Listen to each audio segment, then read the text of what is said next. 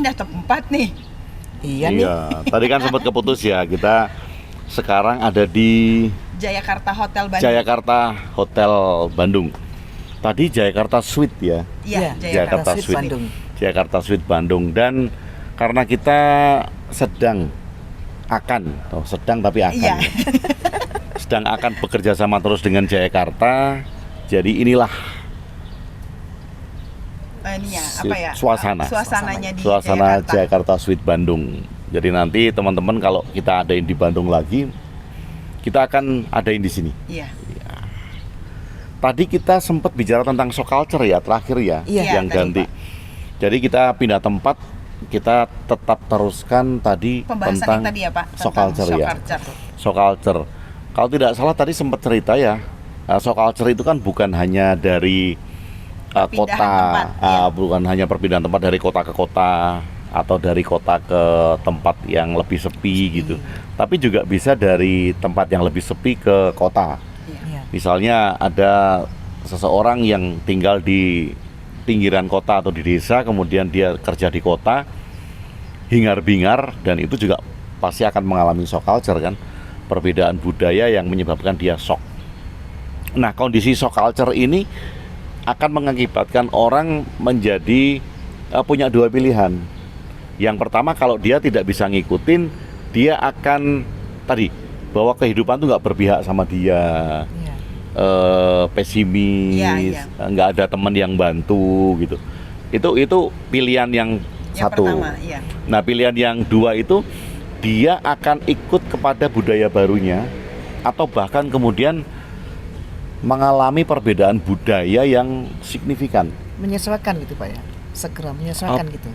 Bukan menyesuaikan bisa. Beradaptasi dengan lingkungan baru sampai akhirnya terbawa. Ya, kalau itu bagus kan. Kalau kemudian hanyut. Iya. Misalnya yang tadinya nggak suka dugem jadi suka dugem. Gitu. Bisa yang tadinya jam 8 udah tidur ini pulang pagi. Iya. Padahal besoknya kerja. Betul. Yang tadinya nggak bebas jadi bebas. Yang tadinya tinggal ada orang tuanya, ini tinggal sama pacarnya gitu. Kan jadi bebas kan. Pilihan. Itu shock culture kan. Iya. Atau mungkin ini Pak, misalnya dalam kondisi saya gitu ya, dalam kondisi yang seperti yang saya ceritakan tadi gitu, saya bisa jadi saya punya pikiran ya, saya kok udah berkorban seperti ini tapi kok nggak ada penghargaan dari keluarga, dari suami gitu ya, misalnya ya Pak. Iya. Dan gitu. Mungkin itu bisa lebih memperparah ya Pak ya. Itu memperparah, betul.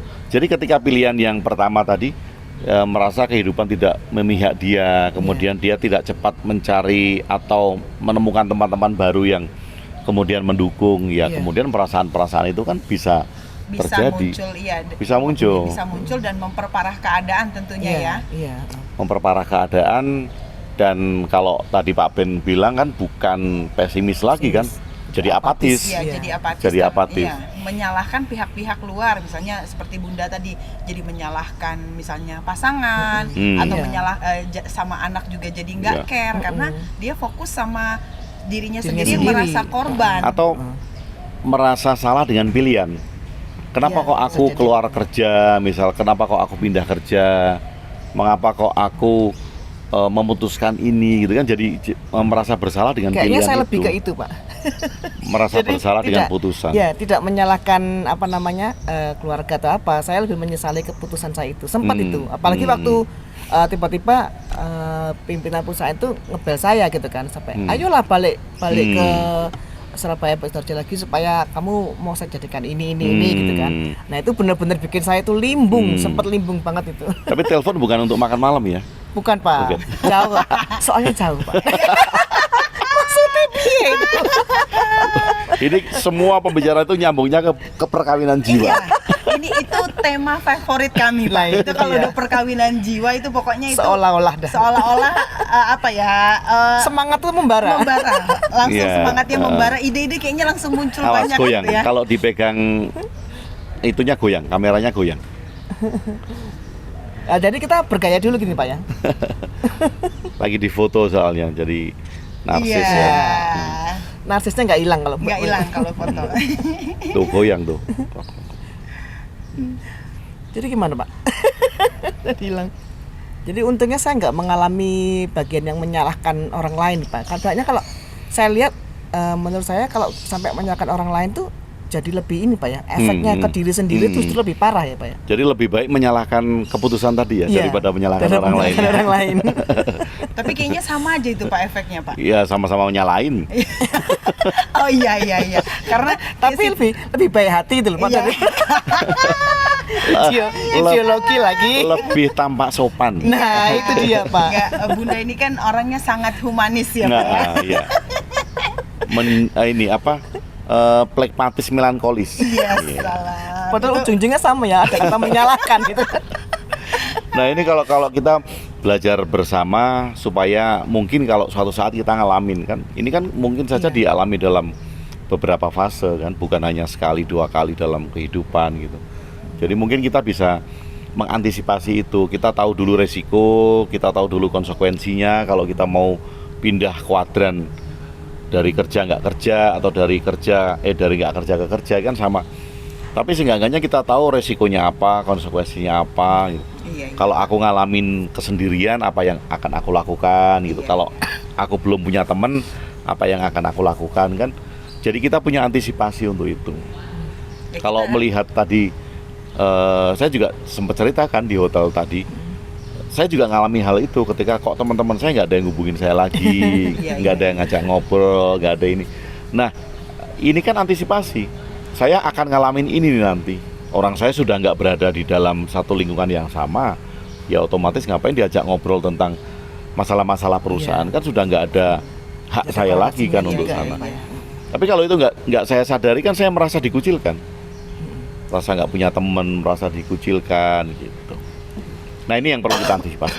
Ya ini apa sebenarnya ini hal-hal yang terjadi di kehidupan sehari-hari banget sih Pak. Karena saya juga sempat mengalami hal seperti ini gitu kan.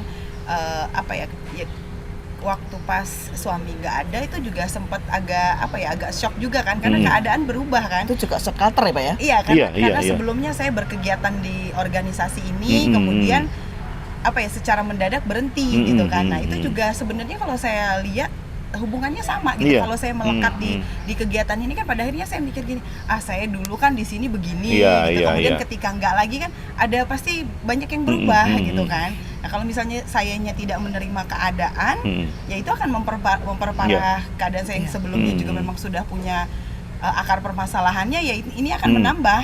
Jadi tidak melihat antisipasi resiko sama konsekuensi ya. Iya. Nah, kalau hal-hal seperti itu kan bisa kita kategorikan sebagai resiko, ya kan? Artinya resiko itu kita pindah lingkungan itu kan resiko kan? Iya. Dan kita punya konsekuensi kan, lingkungan baru, teman baru, meninggalkan lingkungan lama, meninggalkan teman lama itu kan kita punya konsekuensi di sana. Nah kadang-kala kan kita tidak siap untuk hal itu gitu. Dalam hal apapun ya, dalam hal apapun.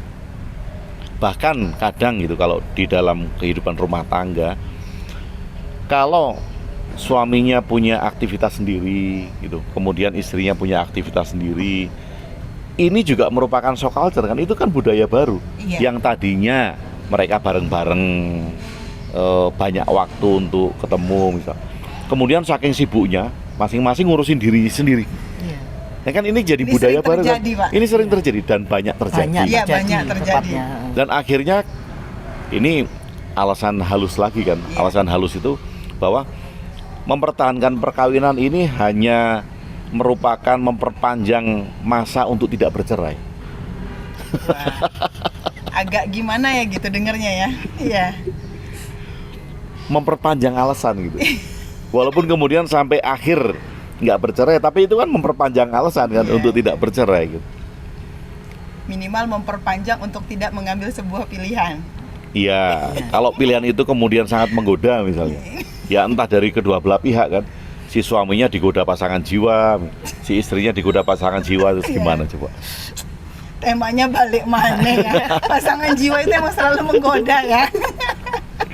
Kayaknya lebih menarik tuh dibahas itu. Nah kemarin kan ada yang curhat kan sama kita, bahkan dia itu didorong oleh keluarganya untuk nikah lagi. Oh, iya. Untuk nikah lagi karena leluhurnya, kakek neneknya itu istrinya banyak. Oh iya, ini dia sudah punya pasangan ya Pak ya. Nah kemudian karena memang pasangannya ini katakanlah berbeda suku ya Pak ya. Nah kemudian didukung lagi oleh keluarganya untuk menikah lagi dengan alasan yang satu ini lebih dekat garis keturunannya ya Pak. Iya, dan kemudian dihubungkan dengan agama. Oh iya. Bahwa memiliki lebih dari satu istri itu sah. Nah, argumentasinya adalah argumentasi agama untuk menguatkan itu. Nah, dia ceritakan kakeknya itu dulu istrinya 22. Setelah mantap. Nah, setelah dia masuk ke agama Islam, kan Islam mensyaratkan hanya 4 kan, maka dia hanya punya 4 dari 22 itu diseleksi. 18-nya kemana ya Pak? Nah, itu kok nggak sempet nanya ya? Di akhir gitu. Nggak boleh, kan nggak boleh. Oh nggak boleh. Nah ini kan kemarin sempat dilema. Gimana Pak Agung kalau punya keinginan untuk itu, sedangkan di agama boleh, keturunan saya juga melakukan seperti itu, jadi sah gitu. Sah dan istrinya nggak marah.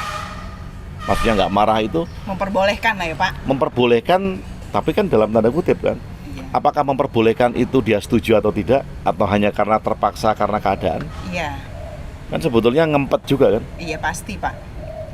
Atau kayak kemarin yang viral itu, dia tuh viral di TikTok, si istri itu, karena dia live, dia bilang saya sedang nungguin suami sama istri yang keduanya di kamar gitu.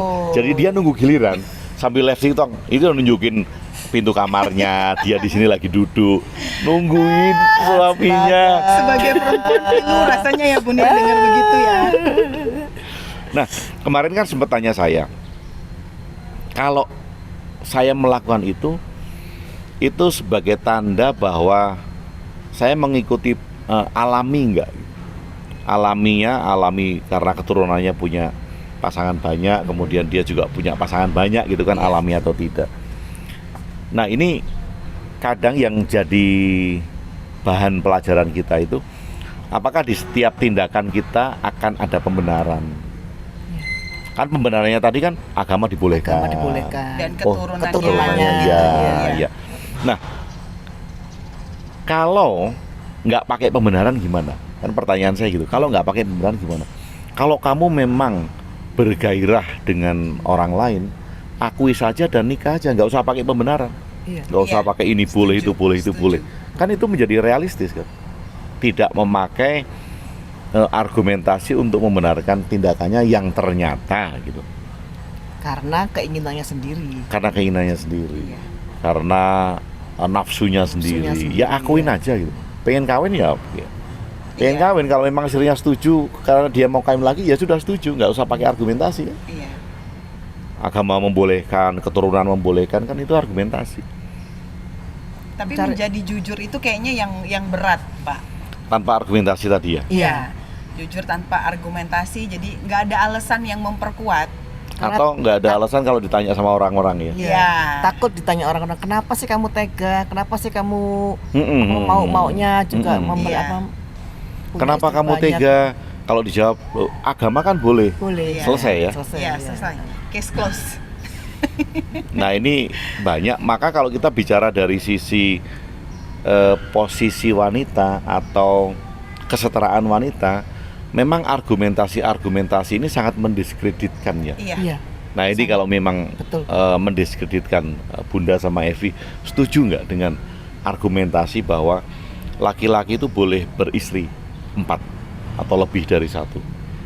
Dari sisi